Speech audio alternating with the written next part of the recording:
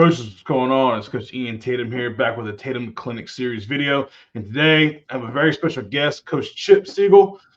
Coach, appreciate you coming on and talking a little gap scheme run with us here on the channel. Several buddies that are like, hey, man, you got to get Coach Chip on. You got to talk to him. They enjoy your stuff. I'm subscribed to you. But I appreciate you coming on and talking a little gap scheme with us. Oh, man, it's a pleasure. Anybody that's listened to me or watched my YouTubes has heard me say it. I'm like the fat kid from Remember the Titans. Somebody said football, and I came a running. Heck yeah. Heck yeah. Well, Coach, you want to go ahead and share your screen like we were doing a minute ago? We can kind of hop into it, and we'll start this presentation. Okay, right there. This is very easy. Yes, sir. Yeah, I love it. All right. Yeah, we got you right there with GH counter. Oops. Here we go. Yep. Awesome. All right. I thought I'd talk about this. Of course, the gap scheme is right in my wheelhouse. I was on a Facebook post the other day in one of our coaching groups, and a guy said, what blocking scheme would you use for a young, inexperienced line? And there was people on there saying inside zone, outside zone, And I told him, I said, listen, I've been coaching 40 years.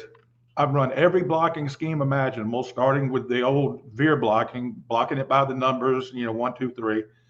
We been inside zone, outside zone, you name it. We've done it 40 years. You can imagine I've seen a lot of changes in football. Triple option was all the rage when I started. Wing T came in.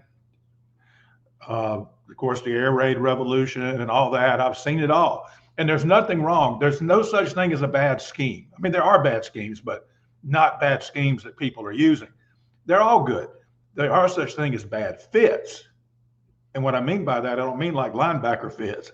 I mean bad fits for a team. For instance, give me a drink. For instance, when we won our 2 state championships, if I'd have stayed in under center wing T, I don't think we'd have won them because that wasn't our skill set. We were a very athletic team, had very good quarterbacks for a 6-year run there, and a lot of tall kids that could go get it, a lot of short kids that can run the jet. And that's why we married the wing T with the spread concepts. This was pretty much one of our base formations that you're looking at right here because we thought it fit. We were still with those small linemen that were better suited for gap down backer.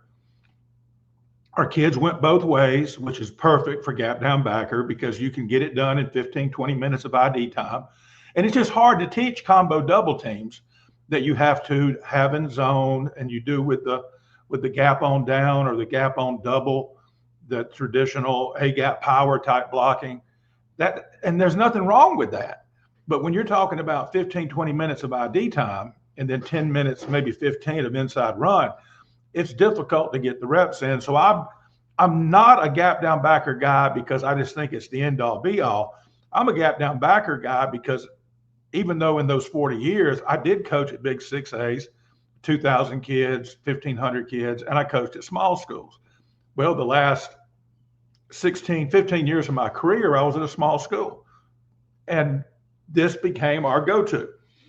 So I want to talk about the counter. There's a couple of little nuanced things. They kind of go into my gap down backer manual that just came out on Amazon yesterday. That's on Tuesday, the Tuesday after the time change. For those of y'all, got to make things evergreen on the internet because you never can tell. Somebody could be watching it 20 years in the future. But little nuanced things, coaching points maybe to the gap scheme or to the counter. And I wanted to share that. And there's a lot of carryover with the power. Okay, first off, let's talk gap down backer. It's a progressive rule. What I mean by that is I told the kids, anytime you look at your rule and you see dash marks, it's a progression. So you start at the beginning, gap. If there's somebody in your gap, you block them. Boom, nobody's in your gap, you go to the next word because there's a dash there. You progress to the next word. Down, is somebody down? Nobody down, progress to the next word, backer, you go to backer, usually backside backer, but you get any backer that crosses your track. And I've noticed a lot of people talk about gap down backer and they say, well, how come kids don't get it? I said, here's what you do. If your kids aren't getting gap down backer, here's what you tell them. You say, you block the first son of a buck inside of you. Whoever's inside of you, that's who you block. If nobody's inside of you, block down to a linebacker. Get on your track. You got to teach them tracks. So let's get into the counter. Now, this is GH, and I've got some GT as well. And I'll progress through this as well as what we do. Now, you can see we got gap down backer on the left side. This is GH counter left. By the way, if you've only got time to put in one counter, the GH or the GF or whatever it is you want to call it, the guard kicking with your sniffer wrapping, to me, that's the better one. And there's a couple of reasons for that. One is against odd fronts, your tackle, if you're running GT, you're going to have to read the backside in, or you're going to have your sniffer, your fullback, cut him off on the backside. Well, that's a difficult block. If it's a good DN, if he gets in that tackle's hip pocket and squeezes down and is chasing that puller, then you're not going to be able to cut him off. So that's one of the reasons. That was always our thing. If we were against an even team, we'd run GT. Against an odd team, we'd run GH. And also the years that our tackles weren't very athletic or weren't good pullers, we kind of hung our hats on the GH. And another reason the GH is good is because, and this is one of the nuanced things about the counter, the wrapper, which is what I call the second guy through, has got to be at a deeper level than the kicker. From what I call BOGO. Down here in this neck of the woods, we've got a grocery store chain called Publix, and they do a buy one, get one thing, and it's called BOGO. If you're on the same level, if both your pullers are on the same level, and that DN is squeezing the down block on the play side right here, if he is squeezing right here, and he takes out your kicker right here in the hole, if your wrapper's right behind him, they just got BOGO. They got 2 for the price of 1. And now they sacrifice one man for your 2, and your linebacker is now a free hitter, and it's tackling practice on the football field. And so that's why you got to be at a different level, because you don't want them to get taken out. Let me go ahead and go to the second reason you want them at a different level, at a deeper level, is you want them to be able to see past. They can't see through the kicker, but they can see past the kicker and see if it's going to be a log or not. For instance, if they can't see the defensive end, if that defensive end is squeezed right here and they can't see him, that's going to be a log, because that guy, he's not there. And so what you want to do with that is when you see that he's not there, you go ahead and stay on this deeper track and go around the log block with your eyes inside looking for that backer right now, because your kicker has now had to log that squeezing defensive end. All right, so those are the 2 reasons why they need to be at a different level. And those 2 reasons also make the GH a little better, because your H, your sniffer, is naturally deeper by alignment than your tackle would be. Nothing against GT. I love GT, but there's just sometimes GH is better for, usually the sniffer is a better athlete and will be a better puller than the tackle, not always. And also about being able to cut off the defensive end. And then, of course, the depth is very important for the GH, for the counter, because you don't want them to take out 2 for the price of 1. So you got on your front side, you got your gap down backer, you're blocking down. This guy right here, we skip pull. We skip pull. Now, I have noticed a lot of colleges, their kicker will do a more traditional pull because he's kicking. And then I've noticed their wrappers, like their tackles on GT, they'll skip pull. So you got one guy doing a traditional pull because he's kicking, and then you got another guy doing the skip pull. Well, again, we're at the high school level or the sub-varsity level even. Do you want to teach 2 pulls? Now, if you go back and look at my film in the mid-teens, you'll see our guards doing 2 different pulls. That's not because Coach Chip was teaching them 2 different pulls. That was during the transition period. I told the kids, if you're more comfortable doing the pull I've been teaching you since you were a kid, then do it. But if you can adapt to this skip pull, do that because I didn't want to fight City Hall, as the old saying goes. Kind of like a baseball coach. You know, some baseball coaches want all their kids to look alike when they're batting, to bat alike. My philosophy is always, if the kid can hit it, I don't care if he's holding the bat with his mouth. If he's batting 400, leave him alone. If he gets in a slump, start tweaking him. So if it works, don't worry about it. You know, coaches, sometimes we get caught up in, this is the way you do it. Well, you know, let the kid show you. He may have a way he can do it. So what we were doing, like in 14, 15, well, really it started, 14, 15, 16, you would see two different pulls. The older kid doing a traditional pull and my 9th, 10th graders doing a skip pull. By the time 17, 18, 19 came along, we win the state titles, pretty much everybody was skip pulling because we had transitioned those kids out. And the reason why, again, I didn't want to teach two pulls. I didn't want them to have to learn two pulls. Hey, Coach, got a question. Okay, go ahead. So, one on the pulls, like I teach multiple, but I come from the mindset of giving them tools, right, for the toolbox. So I teach the open, like you're talking about, the traditional, like the pull the lawnmower, open up, run. Chainsaw, yeah, and then also a shuffle, right, almost like a pass set going around. It's more of if you have a one technique. You're running power to a one technique, it's a closer pull, or just a traditional skip pull like you're talking about. I just try to give them, tools. But better, the question is, with your sniffer right here, he's in a wing. Do you always line him up in a wing, or is he sometimes stack the tackle, or is he inside? Sometimes we put him here. Okay. I call that bear, B gap right. We got him over here, that's bull, B gap left. Okay. And this is right. And over here would be left. Okay. We used to call it strong and weak, and I actually got that from a North Carolina guy, Dr. John Ward, who's a big single wing dude. And I just decided one year, we had kind of a new group of kids. I said, I'm going to quit calling it strong and weak. We'll just go right and left. Okay. And that was the only, so we just called it right and left for the H, and bear and bull was, and that grew out of something I got from John Ward too, what he called frog and flea. Frog was fullback right, flea was fullback left.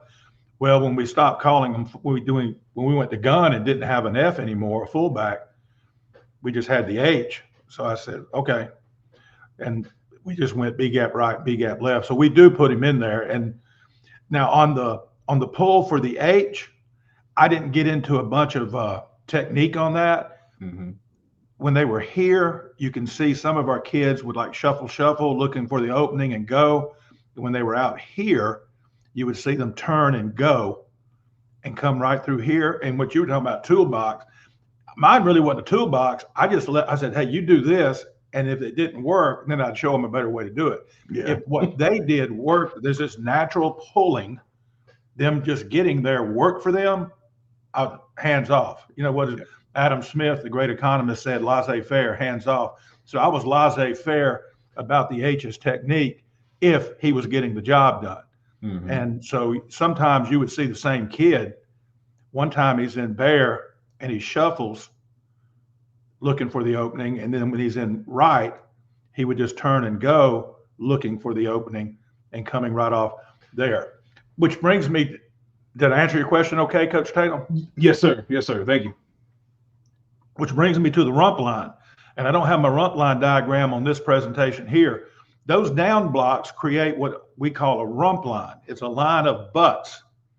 And what we teach the rappers, whether it's a guard wrapping on power, a tackle wrapping on GT, an H wrapping on what I call the ghost, GH counter, ghost counter, they've got to learn to hug the rump line. And you got to tell them they want to be close enough to strike a match. And of course, kids nowadays, I don't think they know what a white tip match is. And you try to tell them about the cowboy movie where they strike the match on their blue jeans or on their chaps, and they don't watch cowboy movies anymore. So we told them scrape close enough to scrape paint, close enough to wipe to wipe their behinds, whatever you got to tell them. That's how close. I tell them get as close as you can get without tripping over the down block's heels. And there's two reasons for that. And this goes for power, counter, all the counters, is you don't want the linebacker to be able to get between the wrapper and the down blocks. because now he's going to bounce the play. Because we taught that running back to hug those down blocks too. I remember when I was a young coach and we'd run traps and stuff like that. We didn't pay attention to that, and the running back would be way out there close to the trap or close to the kick out. And as time progressed, I actually learned a better way to do it. They need to hug the rump line. They need to hug the down blocks to stay away from the kick out. You know, everybody thinks the star of the counter and the power and the trap is the kick out. No. The star is the down blocks. Because unless that joker squeezes, a lot of times you ain't got to even touch him. He's going to be a self-check. He's going to be like me at the three-point line. Don't cover me. Just go get the rebound. You ain't got to cover me. You ain't got to block these kids sometimes, or they run the happy butts up the field. So you're going to hug the rump line and not make the things easier for that defensive end, M-loss, whatever it is you want to call it. So you want to hug the rump line to keep linebackers from getting in between you and the down blocks, and also so you can be on path to block that inside number. Because you can see now on a design, on a diagram, we draw it up perfect. You know, that thing's hitting A gap right here, and he's getting right up through here. The wrapper is getting the inside number of the backer, and we've blocked everybody up just great as we can. But in the real world, I tell them, I said, your aiming point is the inside number. I said, but when you get there, I don't care what you hit, block him. And you'll see a lot of times those things that hit out here, because that well-coached backer, he's in there hugging the rump line too. And so we just end up covering him. And as long as you cover him, we're good. And what I always tell my linemen, I said, as long as you cover that guy, we're in good shape. That running back's got to earn his pregame meal the same as you do. And if he has to make a read and a cut off of your block, so be it. So that's what we do. And that's how we did our GH counter. So let me go. When I'm transitioning, feel free to ask me any questions. By the way, this is one of the better investments I've made in my life, this Just Play. And to me, it's better than Huddle and than the Huddle thing.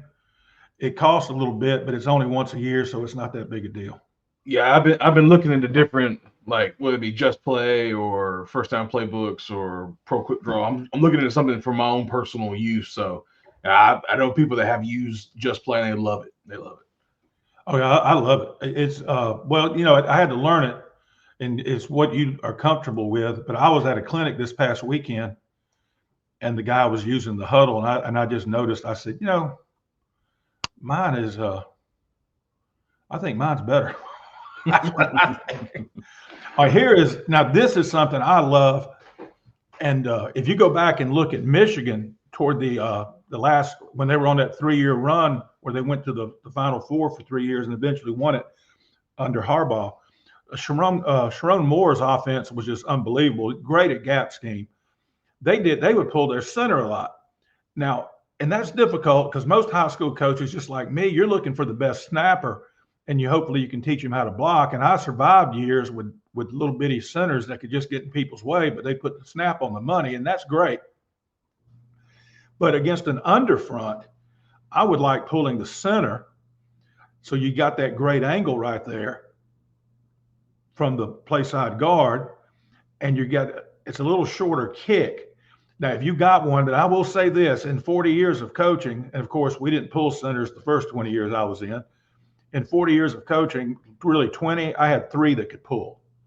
And 2 of those were like in the last 6 years of my career.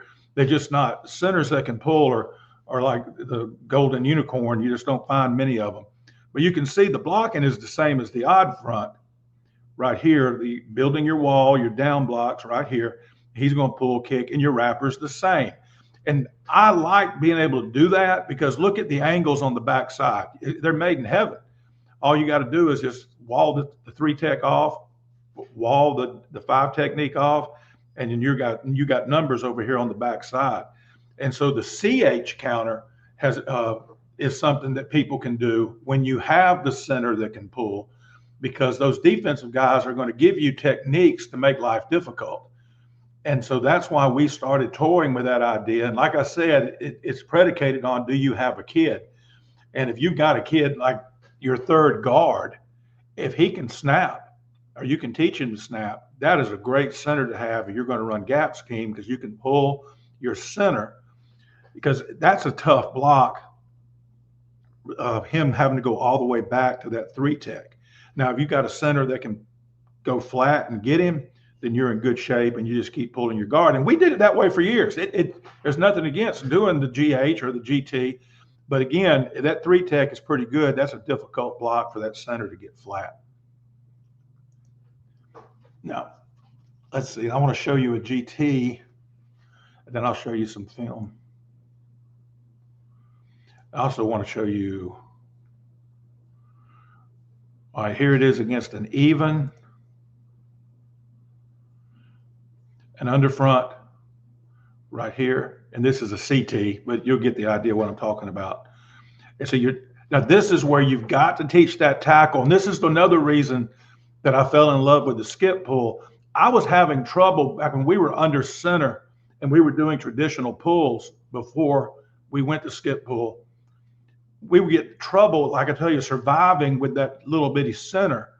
And there was a lot of times he'd get blown up by a nose or by whatever, and they'd get little penetration. Well, there's nothing I could do about that. I wasn't going to make that kid go from 150, 160 pounds to 200 something pounds and make him a beast. That's not going to happen. And so we had to figure something out. Well, the skip pull was there. The few years before, Dr. Ward had shared it with me. And I said, let's skip pull. And I started using this terminology. I said, skip pull for great depth. Get depth. And I told my pullers, if you get hung up on the center's block, that's a you problem. That's not a him problem. Because they'd come off the field complaining, I'm getting caught up. He's getting blown up. And I said, so when we changed it and told him to get that depth, and I've known some guys who argued the point, not belligerently argue the point. Oh, that's too deep. That's too deep. No. Go look at Ferris State. I heard Coach Anise on an old clinic video that I found a while back. He even said it. I mean, this is Division II Ferris State, one of the best programs in D2 and one of the better gap scheme teams in the country. And they're teaching them to get depth. And it was one of those things, we were already doing it, but when I heard him say it, it was like that, what we all want as coaches is confirmation and reassurance. Hey, we're on the right path here. Yeah, you're doing that right. These guys are doing it that way. And so I teach that. Pull for great depth. If you get hung up and he didn't just completely blow it up, getting 2 yards deep in the backfield, that's your fault if you get hung up. So again, if you're going to pull the tackle, you got to teach him that skip pull. And if he can't skip, some people can't karaoke, then you teach him just to push back as he's pulling. I think you called it shuffle. I think some people call it a square pull. But you got to get depth unless you've got a beast. You got beast at guard and center that are just blowing people up and knocking them back or knocking them sideways and keeping them on the line of scrimmage. You've got to teach them to get their depth. And it really doesn't, once you start practicing it with your running backs, it doesn't affect the play. As a matter of fact, to me, it improves it, because when they get the depth, they can also see, another reason why I like the skip pull, it keeps them square to the line, and they don't have to flip their hips twice. They don't have to flip their hips at all. They're staying square to the line, eyes on the linebacker. So if you're getting a run through on a counter play or a power play, they can come off and go get that guy if he wants to cheat and fit up in another gap. And so I love the skip pull because it keeps them square. It keeps them square to the line of scrimmage. It keeps their eyes on the defense, and they don't have to flip their hips twice. Because think about it. If you do a traditional pull, you crank the lawnmower, you flip your hips, you pull, you flip your hips again to get downhill. Okay, again, these guys, and I love linemen, spent majority of my career coaching linemen, but we all know, like, if you're at a school that's 2 platoon, where are the most athletic linemen? On defense. Okay, and so we're not talking about, the greatest athletes in the world. So we're asking them to flip their hips twice, and that was another thing that sold me on it, was when I thought, oh, okay, that makes it better. And every now and then you'd have kids that just couldn't do it. but then you adjust, and that's what we would do, the shuffle or the slide pull. But I always wanted to keep them square. And so that's what we do when we're using the tackle on our counter. Yeah, good point, Coach, about the depth. I mean, if you're going to pull guys, you need to go to the people that major in it, and that's wing T, like we were talking about. And when they run buck, that second pull is deep.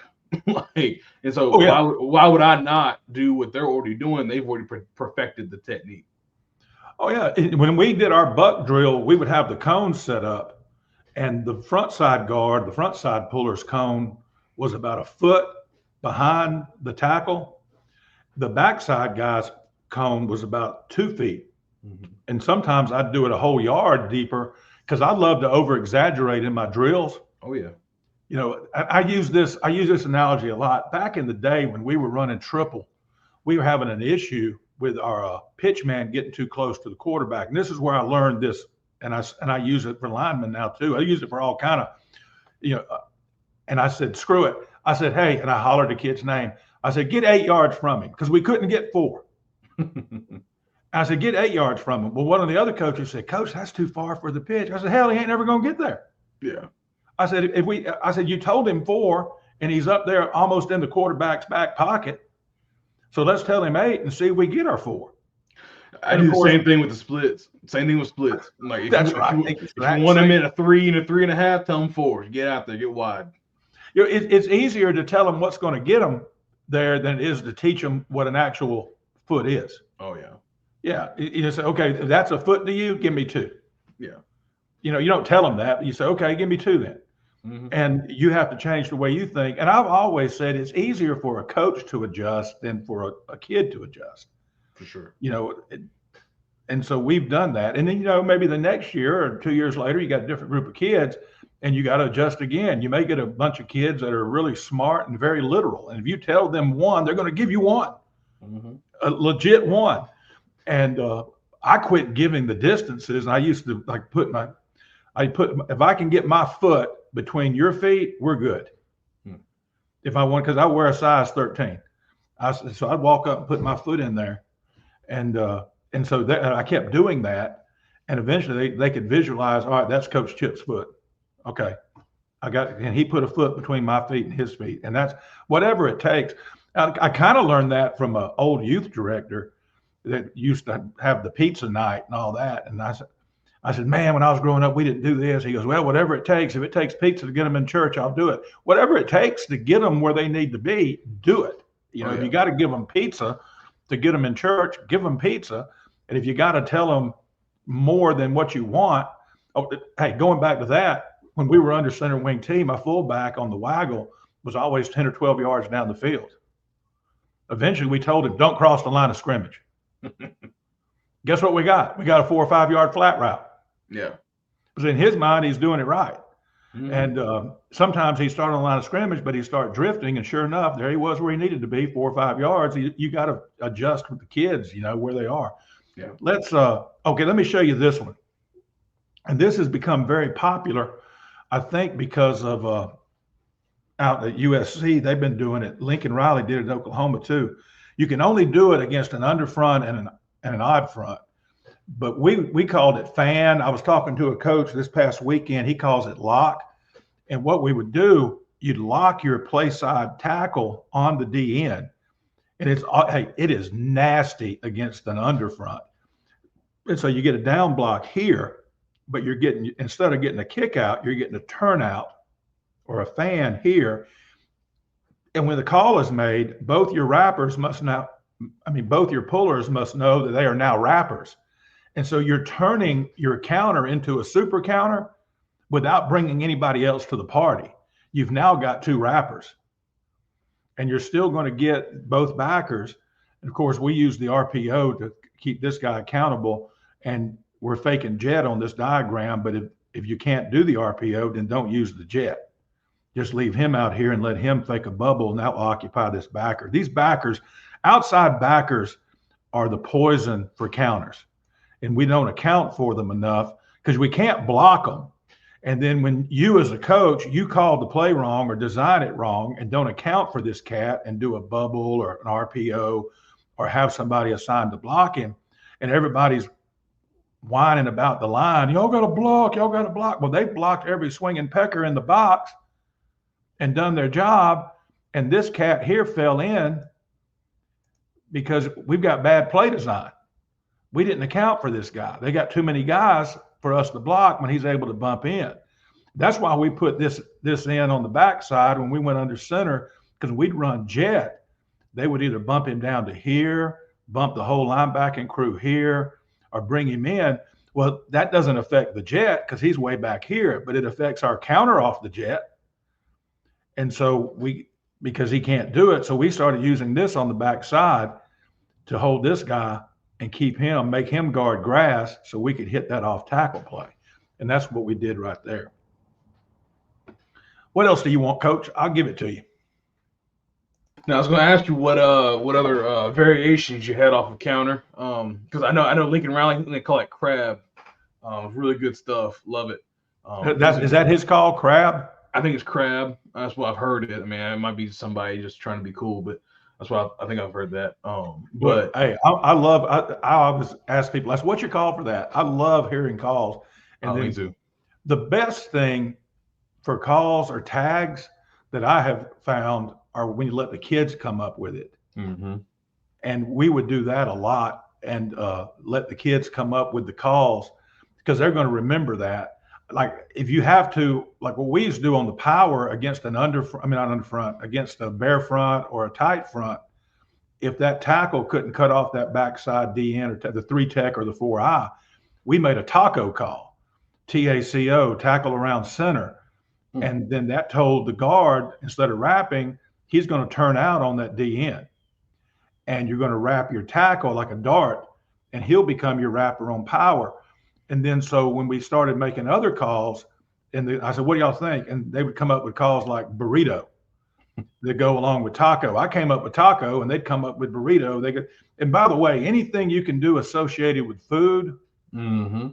or, something of questionable, mixed company, teenage boys are going to remember it. Yeah, of course. Something you can't say in mixed company. Just make sure it's something that you can call out during the game and not get in trouble with your principal. Of course. And but that taco call was always good to us. And then the kids come up with like it was a B. I think it was wrapped to the B gap, and they called it a burrito. And there was all kind of food calls they came up with that you can do through tags. Like if you're able to, you can run the GT and add the H and turn it into a super counter, but you're going to have to do something to account for that backside DN. I'm trying to find one right here. I got a ton of counters on this in this file. You can call it, and then you got to read that backside in. And so what you will do is you'll have your guard pull kick and have your tackle pull wrap, and then have your H come. Now, here was the thing that I came up with for the super. I'm still looking as I'm talking to you. Here we go. Let's use this one. I can change it real quick. Okay. If we were going to turn this into a super, we'd have to read this backside defensive end. So I never wanted to frig around with my linemen. And anything that we did, it had to be very, very subtle changes and something they could easily do. Not because they weren't smart, it's because they got so much to do. And there's 5 of them, 5.5, if you will, if you count the tight end or count the H. And so we didn't want to frig around with them too much. So we would always, of course, what we just talked about on this GT counter right, I'm going to turn it into a super with a call. The guard's going to do what he always does. He's going to skip pull, get enough depth, get downhill. Oh, by the way, that's another reason why we didn't mind skip pulling on a kick out, Coach Tatum, is because we felt like we could block a squeezer better and could better dig out a squeezer with that because he's getting depth and then he comes downhill. You can see the way I drew it up. The blue guy, yes, sir. He's going to get depth and start downhill. So if this guy is squeezing, he can log him better because he's downhill now. He's not coming flat. And, I remember back in the 80s teaching log blocks, and we were pulling flat as flat can be. And that's a hell of a block, man. Mm-hmm. You're facing the sideline as you pull.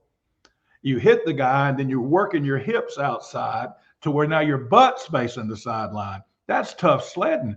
But if you're skip pulling for depth and getting downhill and he squeezes, now you can hit him with your inside shoulder instead of your outside shoulder. Pull right, hit right on a kick. Well, if he's a log, it's pull right, hit left.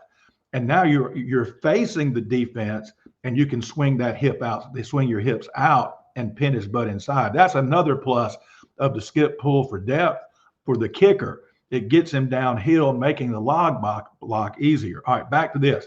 All right, now the green guy is the tackle. Skip pull for depth, so he's not on the same plane as the guard, and he can see the DN, if it's going to be a log or not, and he's going to hug the rump line. The tackle's going to hug the rump line. And the reason you do that is because you don't want to change what you've been teaching him. You're adding the H. You don't want to bring the H in, the sniffer in, and change something.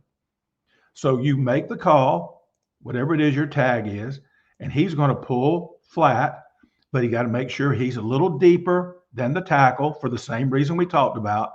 And then he is going to hug a little bit wider because more than likely he's going to get the fall-in guy right there.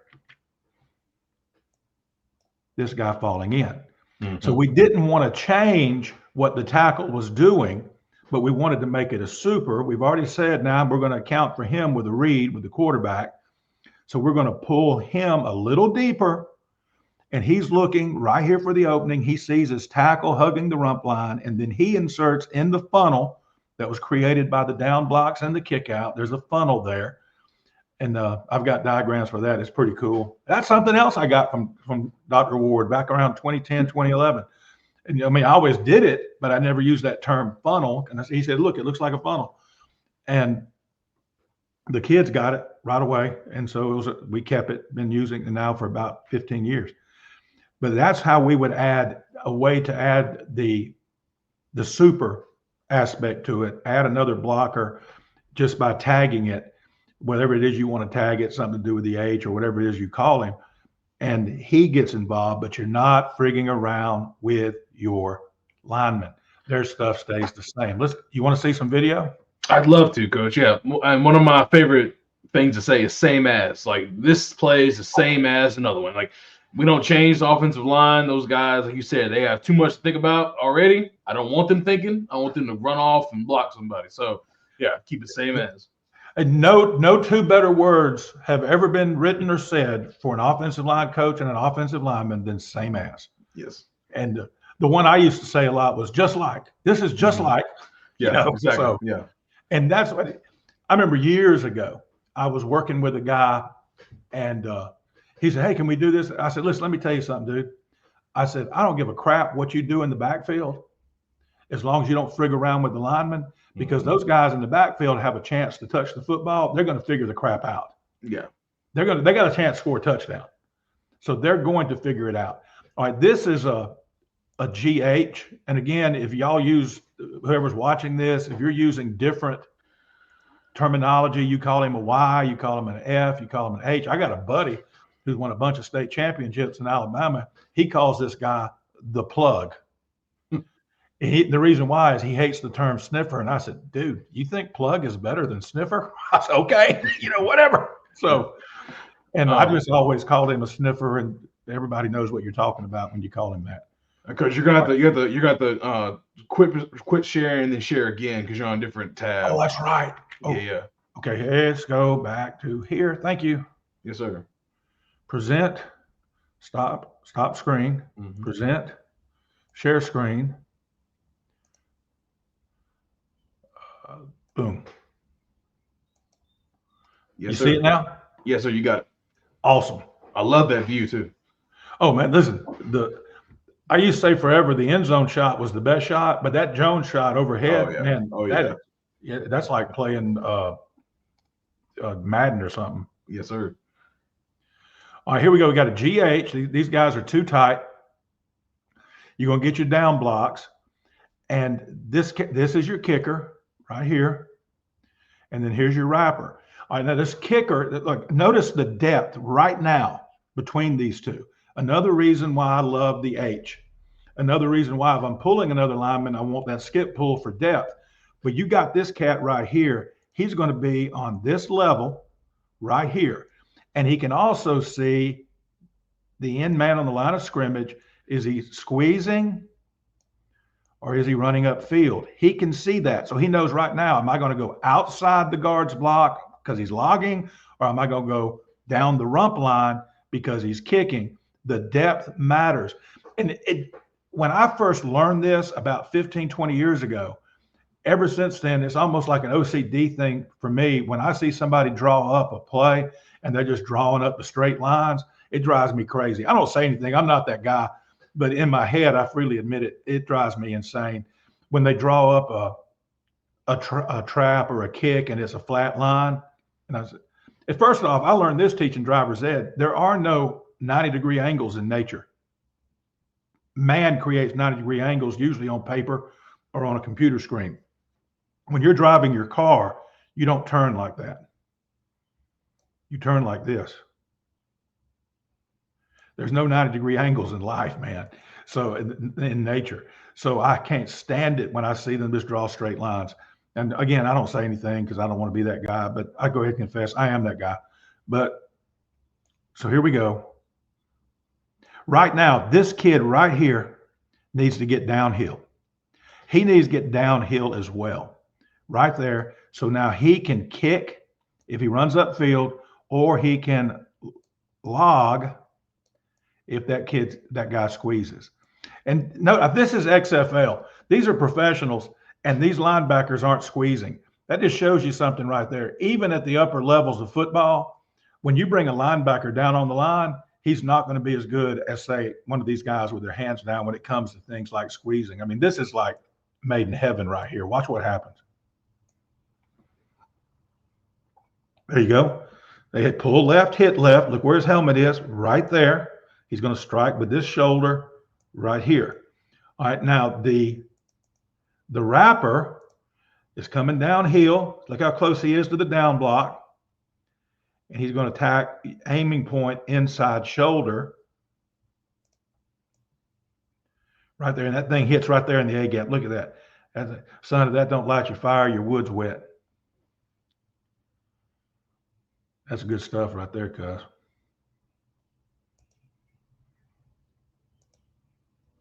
All right, we talked about Sharon Moore and Michigan. I think this was the year before they won it. And this is a C, I believe it's a CH. It's a CH counter. Look, you got the angle here. It's going to the right. Got a down block. He's going to block down here. All right, the center, that's a horrible angle for him, especially when you're talking about those beastie boys that play on the Georgia D-line. So that's tough sledding. So let's don't do that. So let's make a call. He now becomes your kicker.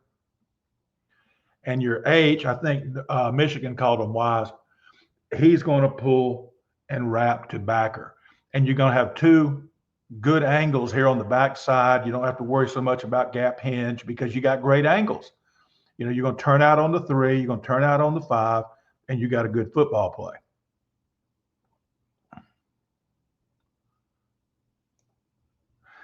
He needs to be tighter to the down block, but that's what happens. See, look at it. You don't want this. That space, this linebacker, but see, you got two guys not doing it the way that they were coached to do it. He needs to be, the linebacker should be taught to come right here, and he needs to come right here, and that's where the block needs to be. Right there. Let's look at some video. Now, this is one I've shown you before on some counter videos. You're going to get a kick by. That's not me. I mean, that's me, but that's not this. Okay, let's go to.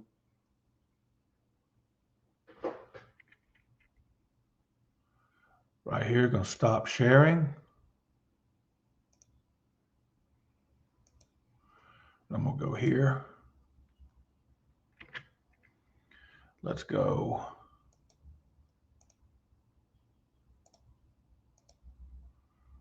There we go.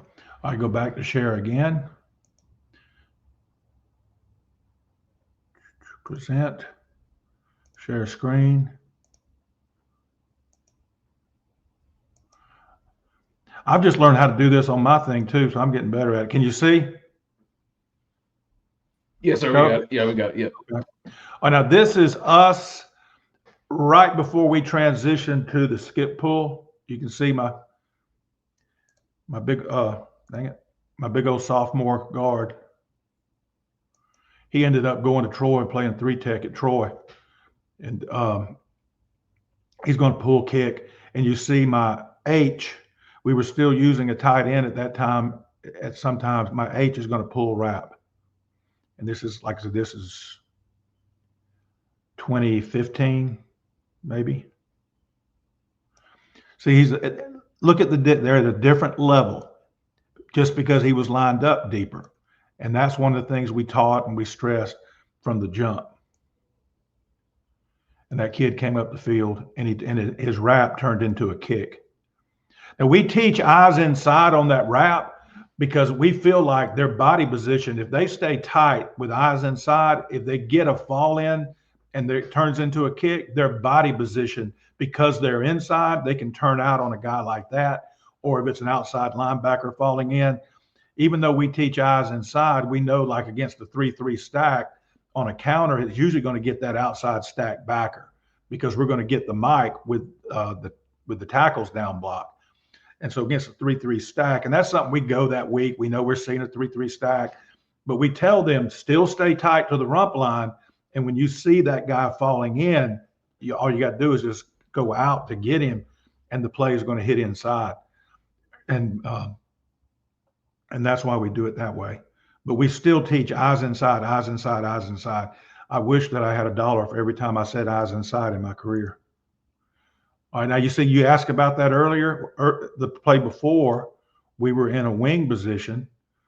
It's the same game, and now we're in our bear alignment. He's B gap right.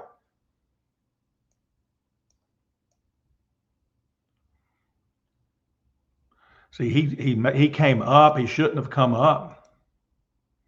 He should have stayed here, but he got in right behind the guard. We got away with it, but it's not a thing you want to happen. And this is when we have no kick. We ran the bubble, and it took their kick out. The guy we would have kicked, because we ended up getting the defensive end with the tackle.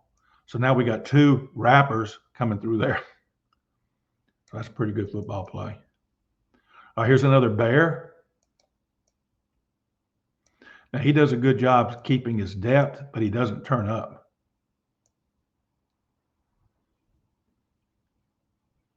It's a horrible job by the center. All right.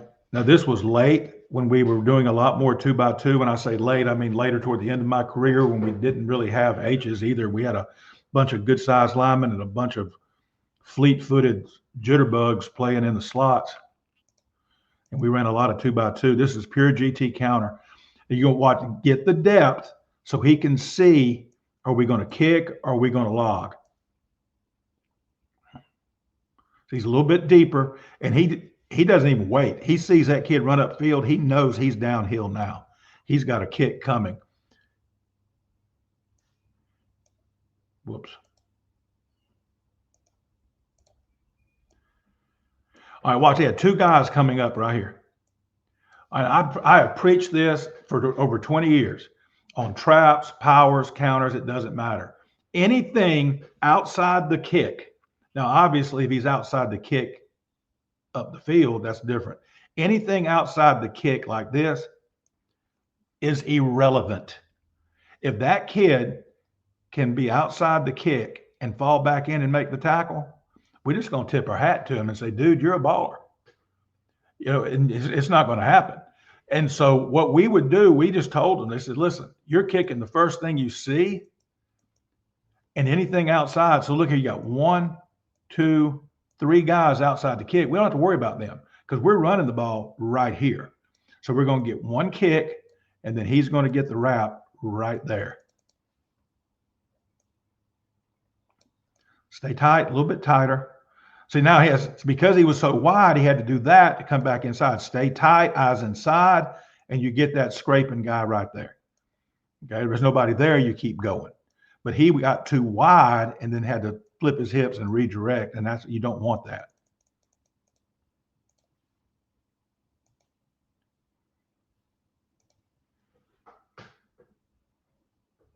It's not the best shot in the world. I blew it up tight to get the line. But look at the great depth they're getting. It wasn't really a great skip pull, but it wasn't necessarily a flat pull either. To just give you an idea. See, boom, right there, little karaoke. Look at the depth. Both of them are getting good depth. He needs to get a little deeper. So he's right behind him. You're going to get a BOGO right there. You don't want that. Okay.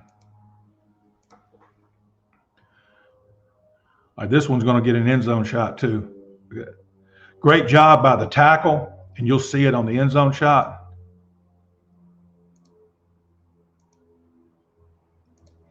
All right, so you're going to get your down blocks. You'll get your rump line. All right, here comes your kick. Watch that tackle. He's going to be so tight that he can look inside for that backer. That's a great job. And by the way, that's the same kid a while ago that did it wrong. So it's just kids for you. You know, look how tight he is. Look right there. Look there. Eyes inside.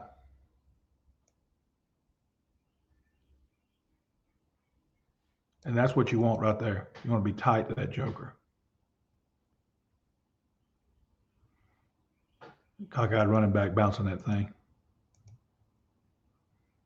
All right, here's a good one. Well, I say a good one, it's because it's an end zone shot.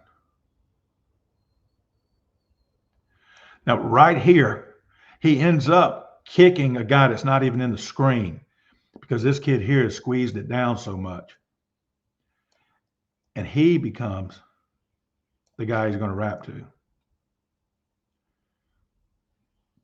And they bounced it because of the spill. Hey, Coach, how much jet are y'all running? Because you're running, you're faking jet a lot. Are y'all running a lot of jet sweep or stuff like that? Well, let me show you. In 17, in our first state championship, we ran 24 plays with jet motion. 12 of them were actually jet, and 12 of them were something off jet, either jet pass, jet counter, jet power. So yeah, in 17, we were heavy jet. In 19, for the second state championship, we were just enough jet to make them honor jet. Our outside play in 19, because of our quarterback, was able to put it on the money, became the fast screens. Okay. And just because the quarterback was so good at he could catch it. He was a baseball player too. And he could catch that thing and get rid of it like he was turning two and put it on the money. And we ran a lot more screens in 19. It's like fake buck, fake power, like a flash fake, and then whip that thing out there.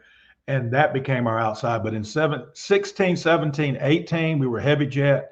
19, we were heavy screen. And then this one is 20 or 21 when they were a little more screen than they were. I mean, a little more jet than they were screen. But that's the reason why we're going to have an outside play that hits fast. It's going to be jet, or it's going to be. And then in 22, one of our really good was fast screens and the orbit, almost like a rocket, but we would throw it overhand with the pre-snap read. If they didn't bump out of the box, we would throw the orbit to the orbit guy. And if they bumped out of the box, and everybody was running the run play, and the only one that knew what was going on was the quarterback. And if they bumped out of the box, then we'd run the call play, whether it be buck, power, counter, or whatever. It was just a way to try to get numbers in the box. And again, nothing changes for the lineman. I mean, I've had linemen come off the field and say, I thought it was power. And we ended up scoring like on an orbiter because they're blocking their butts off. They don't have to know what's going on behind them. And that's one of the reasons we love doing that kind of stuff like that. That's that same play again. Coach, let me, because I want to respect your time. But yes, sir. One last thing I want to ask you is what is straight up, you're teaching a freshman coming to you down block. What are some coaching points for him? We changed the way we did our down block about 16 or 17. Let me unshare. All right. Am I back up with you now? Yes, sir. We changed it because we were getting a heavy dose of 4s and 4 eyes. Mm-hmm. And I've even experimented with what I called it the pity pat step, where I'd have my tackle go like that and to react. And I thought, that's dumb. And we were playing this team every year, either the first or second game, 0 week or week 1. We were playing this big school. It was a money game. Been playing them since the 1920s. So we weren't, and they did that. And I just said, I'm not going to do something to win a game that doesn't even count except for pride and tradition. It mattered more to a lot of the people my age and older that grew up in the thing than it did for us, because we were talking about winning region titles and getting in the state playoffs. And so then it came to me, the bucket step that they use on the outside zone, can we use that? And we started it with the tackles, and we'd done it with guards. We never did it with the centers, where they would pick their foot up. And I've got a free resource. They hit me up at seagle.chip@gmail.com. You can put it in the show notes or whatever. I'll send it to them why we changed the way we teach tracks. I got a really good friend that is an old school wing T guy, won a state championship in 4A ball in Alabama, and now he's double dipping at a big school in Mississippi. And he just like, he can't stand it. He just wants to step and go. But what we'll do, it's not like step and read. It's just pick it up, make like a 45-degree step. And of course, when you get into 45 degrees, those kids don't know. And so this is coach talk right now. Yeah. I would just pick their foot up for them and say, right there. And what it does, Coach Tatum, it allows the defense to do what they're going to do, to reveal what they're going to do. So if that 4 or 4 eye is coming in B gap, he's coming right on your track now. Because the issue we were having, if we had a really athletic tackle and he just stepped at that old fashioned, get the heck out of there and go block, gap down backer, sometimes the DN would come off his butt. He'd be too slow to get on the tackle's track, but too fast for the tight end or the wing to get him on the down block. Mm-hmm. So we had a free runner.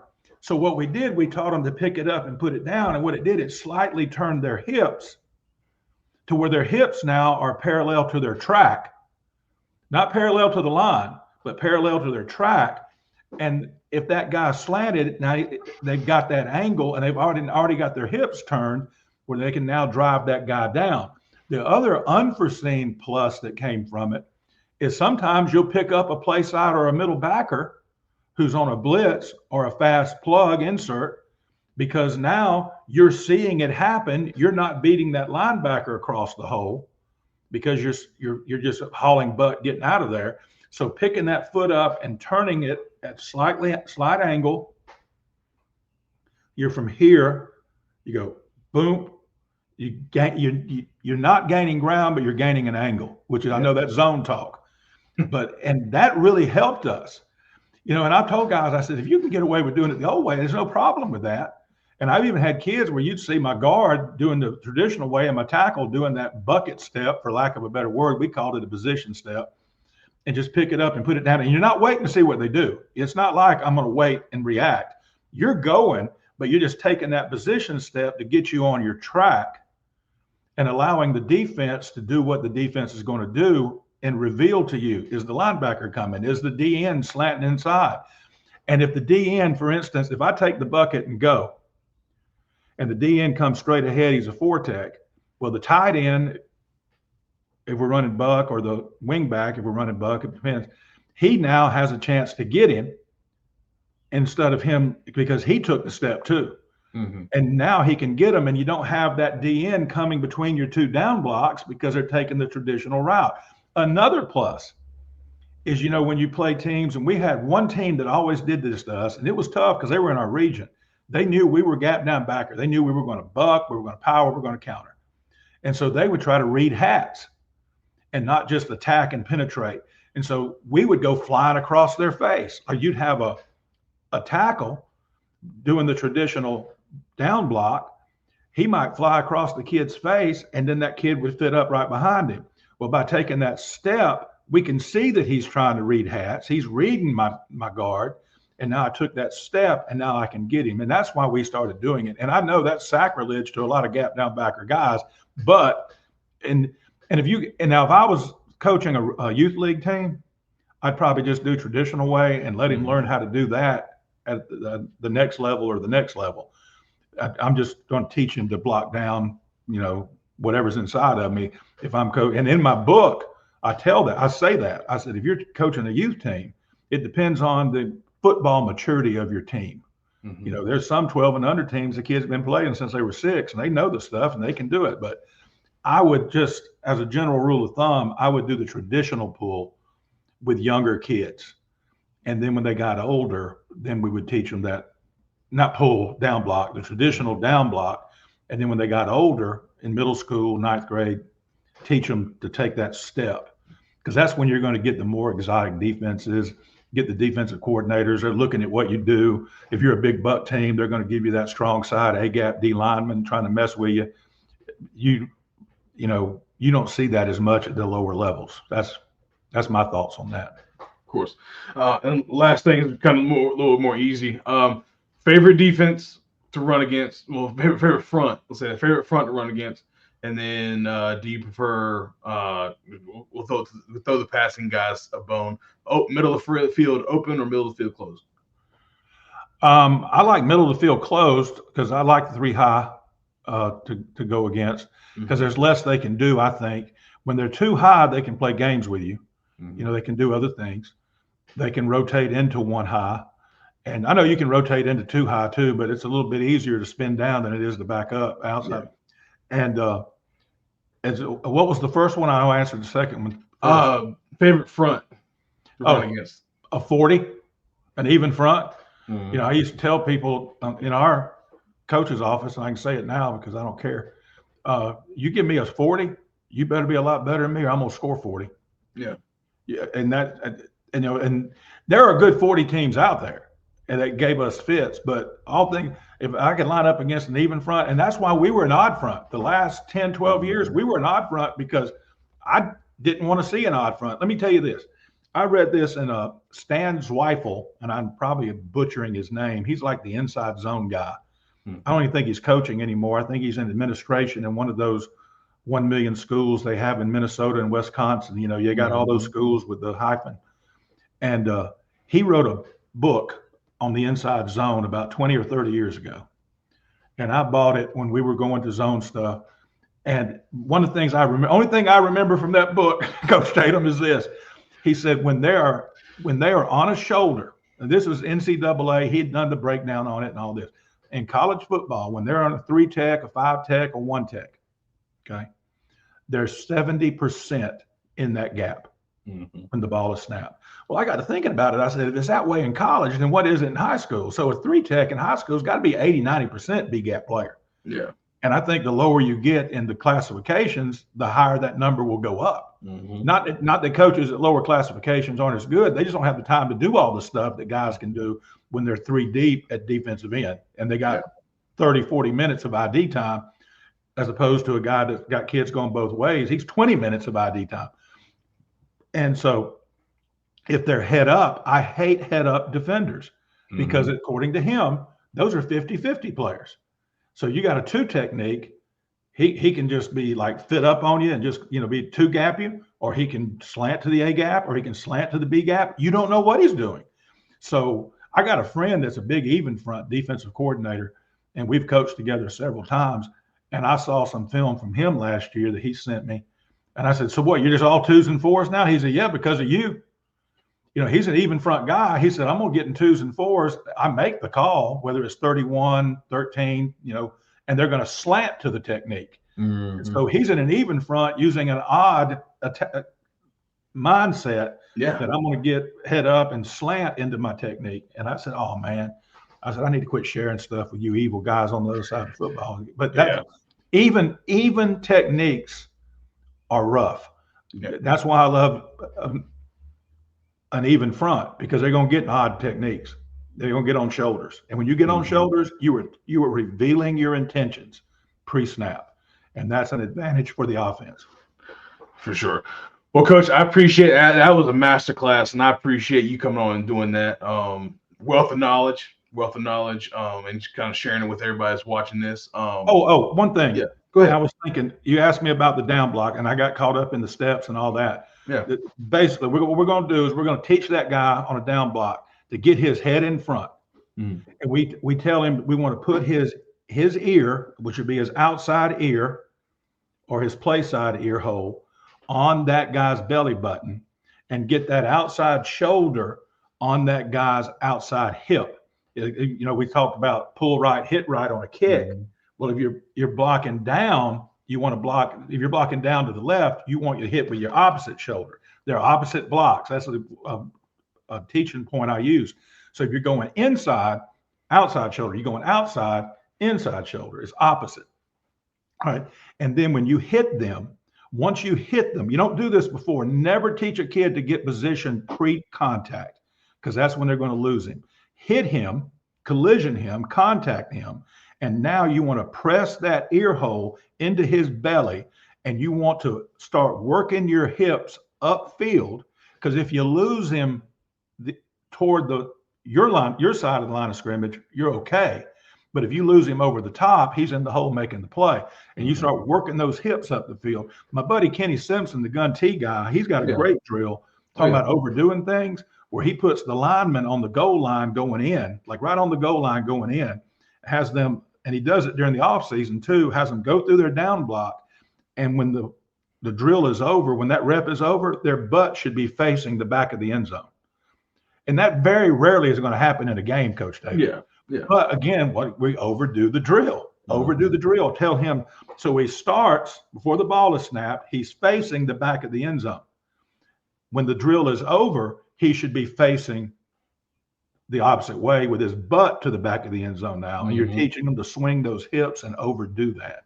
Yeah. So, I know some people always say, offensive linemen should be facing like the backfield. Well, if I'm blocking a guy, that's not the worst thing. If you're not blocking anybody, you don't want to be looking where you're coming from. But if you're on a dude, go ahead. You can go ahead and turn around and position yourself and work. The old school, don't put your butt in the hole. Put your butt in the hole, right? Secure the block. Oh, here's another thing. We started teaching for the rump line and for the down blocks. Mm-hmm. You want to teach, and we started doing. My wife is a realtor. Well, she got a GoPro camera she used to strap onto her head and go around a house and video, or she would just have this GoPro. I don't know if she strapped on her head, but anyway, she'd go around and film, and then she'd put it on her bike when she'd go for rides and stuff like that. And I said, that's cool as crap. Well, one day it came to me, and I told the down blocks, I said, you want to pretend that you have a GoPro strapped to the back of your body, right at the small of your back. You got a belt on with a GoPro. And you want to video the rapper and the running back running through the hump, running through the funnel, running through the hole. And so I've even got it in my book where I've taken cameras and put them on the down block. and I said, you want to take a picture of because I used to say you want to turn your hole to the hole, your butt hole to the hole. But when the GoPro thing became all the rage, I said, you want to pretend there's a GoPro on the back of your back, and you want to take a picture of it. Yeah, I never did it. Then cool to strap a GoPro to a guy and video and say, see there, that's how you do it. That needs to go on behind your back. That wrapper coming through, the ball carrier coming through. Hey, you do it and send it to me, okay, Coach Tatum? Okay, I'll try to work on that. But guys, hit up Coach. He's on Twitter, okay, X at Chip Seagle. Coach has the YouTube channel. It's just Coach Chip, right? It's Football Talk with Coach Chip. Football Talk with Coach Chip. Go there, subscribe to him. Great guy. Coming in here, just on a whim, DM'd him, was like, hey, Coach, you mind coming talk a little ball? And he was like, heck yeah, let's do it. So appreciate him for doing that. I'll put all his information down in the show notes. Anybody can ask any questions. And then check out his book. Check out any of his resources that he's got. It's on Amazon. It just came out yesterday on Amazon. There you go, on Amazon. I'm gonna look into that, Coach. I appreciate you a lot. Anything you want to say to the people before we let you go? What you just said, hit me up, guys. I just want to help. I retired after 40 years. I had a what they call a mini stroke, followed bleeding ulcers, and I decided 40 years was enough time. I've paid my dues, so to speak. I was old enough to draw my retirement from the government on both sides, state and federal. And I said, I'm just going to enjoy my life. I said, what am I doing? I've won personal awards. I've won state championships. I said, what am I doing? And I got a wife. I've got grandchildren. And now what I'm doing, and this is what my wife tells people. So what's Chip doing now that he's retired? I said, he ain't retired. He went from coaching kids to coaching coaches. He stays on the phone all the time. He stays on the computer all the time. I have to beg him to come in the yard and help me in the garden. And because and I'm out there. I just want to help, and just give back. And it keeps me involved in football. I didn't go to many games this last year. I can't drive at night still. And so and all my friends are still coaches, so they can't take me to games. Yeah. Anyway, and because they're working, so I find myself on the NFHS network going back and forth to games, watching games and keeping up with stuff. I got all these teams I follow on Max Preps, and I get all the alerts and places I've coached with guys that I've helped, their schools, and I'm pulling for 25 teams every Friday night, guys and buddies and people like you. I'll be following you now. Once you're in my circle, you're in my circle, dude. So I appreciate that. Yeah, for sure. Well, like I said, Coach, make sure you go and hit up Coach. Great resource. But Coach, I appreciate you. This is going to be out pretty soon, and I'll tag you on X if we can get it out and people can watch it. Thanks, man. I appreciate it. Like I said, it's football. I'm here, brother. Yes, sir. Thank you. You do a good job. Where do I find it? Yeah, so it'll be it's just Coach Tatum. Not just me, but your thing. Where is it? Yeah, it's on YouTube at Coach Tatum. Okay. And then we follow each other on Twitter now, so it'll be on there as well. All right, cool. Now, and what school are you at now? I know I looked it up. Yeah, at Walkertown High School. We're here in North Carolina. Is it what? That's like up near Virginia, kind of. Yeah, it's pretty much about, you probably get to Virginia in about 45, 50 minutes. Yeah, it's right in the Winston-Salem area. How close are you to the guy that dang it, what's his name? He does the jet sweep counter is what he calls himself. He's a middle school coach. Yeah, that's Martin County. Martin County, that's it. Yeah, that's in the eastern part of the state. That's way out there, but it's probably about 3.5 hours. Yeah. We've gone to Western Carolina several times on vacations to Asheville. Oh yeah. And I'm just amazed at North Carolina, because I'm an Alabama, Georgia guy, so everything pretty much for us is vertical. Oh yeah. And y'all are like wide. Yeah. I mean, that's crazy, and it's like 3 states. Yeah. You got the mountains, you got the middle, you got the coast. I mean, and you're in the middle part. Yeah. Yes, sir. In the middle. Yes, sir. Upper middle. Yeah. Oh yeah. It's just crazy. It's like 3 entirely different places. Mm-hmm. But it is cool. Well, man, I appreciate it. Thank you so much. Yes, sir. We'll see you. Yes, sir.